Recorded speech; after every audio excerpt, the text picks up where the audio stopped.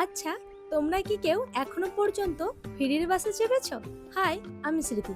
জানো তো, আজকে আমার খুব বাজে অভিজ্ঞতা হয়েছে এই ফেরির বাসে চাপা নিয়ে। যাওয়ার সময় তো ক্ষীরপাই স্মৃতির মোড় ওই বাসটিতে চেপেছিলাম, সবাইকে কনসেশন দিচ্ছিল না, দুজনকে দিল দুজনকে দিল না। এই নিয়ে তো অনেক কথাই বলতে চাই, কিন্তু অন্য একদিন বলবো। আজকে আমার অভিজ্ঞতা এই ফেরির বাসে চাপা নিয়ে তোমাদের সাথে শেয়ার করব।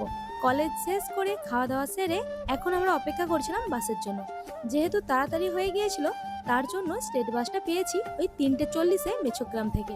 আমরা সকলেই খুব এক্সাইটেড ছিলাম, কারণ প্রথমবার উঠেছি। স্টেট বাস মেন স্টপেজে যে দাঁড়ায় সেটা তো সকলেই আমরা জানি। তবে এই ফ্রির বাস চালু হওয়ার আগে যে আমরা আসতাম, তখন স্টেট বাসে কনসেশনও নিত, আর বৈকুণ্ঠপুর বেলতলা এই স্টপেজেও দাঁড়াতো। কিন্তু এখন তারা বলতে চাইছে এই স্টপেজগুলোই দাঁড়ানোর কোনো নিয়ম নেই। এরকম বলে দিল আজকে নামিয়ে দিচ্ছি, পরের দিন থেকে ওঠার দরকার নেই। ওই মুহূর্তের পরিস্থিতি আর ওনাদের ব্যবহার কেমন জানি লাগছিল। তোমরাই বলো, এটা কি ঠিক? এরকমটা অনেক স্টুডেন্টদের সাথেও হয়। এর থেকে তো যেমন কনসেশন ছিল, আমরা সেই ন্যায্য ভাড়া দিয়েই যাব, ওটাই ভালো ছিল। যাই হোক, আজকের অভিজ্ঞতা আমি তোমাদের সাথে শেয়ার করলাম।